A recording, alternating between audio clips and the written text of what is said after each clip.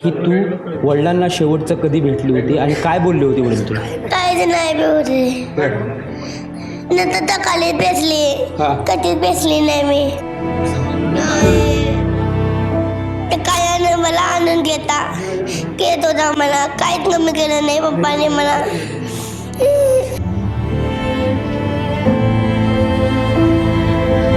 कमी काहीच केलं नाही माझ्या पप्पाने. पोटात टाकू मारला माझ्या पप्पाचा. टाय पिला पाठी मिळाली.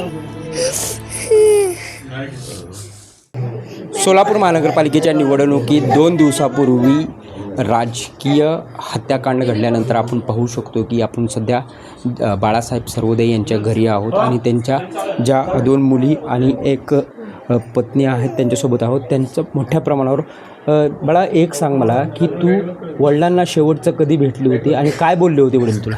काहीच नाही बोलले. नंतर तकालीत बेसली, हा. कधीच बेसली नाही मी. बर पप्पाचा गुण गेला माझा. पाणी मिळाली. थोड्यावर तोंडावर पाणी मारलं पप्पाच्या मिरचीचं. बर बरं आता मला एक सांगतो की तुला पप्पा तू आणि पप्पांचं सोबत रोज कशी राहायची, काय करायची पप्पांसोबत, काय तुझा हे होतं? पप्पा माझ्या रेजुगलेत होता.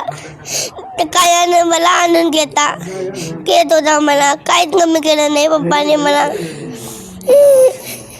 कमी काहीच केलं नाही माझ्या पप्पाने. पोटात टाकू मारला माझ्या पप्पाचा. टाय पिला पाठी मिळाली. हे जे अश्रू आहेत ते आपल्याला पाहत नाही आहेत. तरी मला एक सांगा की शेवटचं काय बोलणं झालं होतं आणि हे तुम्हाला जो प्रसंग ते कळला त्यावेळेस काय भावना होत्या? कारण आपण पाहतोय की हे राजकीय जे वातावरण पूर्ण आपल्या जे कार्यकर्ते होते शशी बाळासाहेब सर्वोदय यांच्यावर बेतलेलं पाहायला मिळते. कशा पद्धतीने त्यांचं याच्याशिवाय काही संबंध नव्हतं. ह्यांची त्यांची दुश्मनी नाही आहे.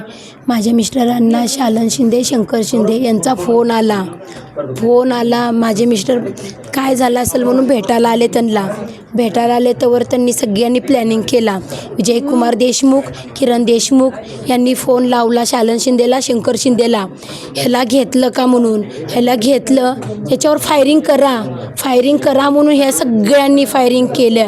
विश्ल्यानी, आंब्र्यानी, सुन्यानी, तानाजीनी या सगळ्या पोरावांनी त्याच्यावर फायरिंग केली आणि माझ्या नवऱ्याचा घात केला. तानाजीनी माझ्या नवऱ्याला नाही भेटला पाहिजे. मैया भोसले शालन शिंदेचा जावाई होता त्याच्यामध्ये सामील. माझ्या नवऱ्याचा घात केला. आपण पाहतोय की या ठिकाणी विजयकुमार देशमुख यांच्यावर गंभीर आरोप लावलेले आहे आणि संपूर्ण कुटुंबीय आहे ते धडधडीच्या वातावरण आपल्याला पाहायला मिळते. प्रीतम पंडित, न्यूज 18 लोकमत, सोलापूर.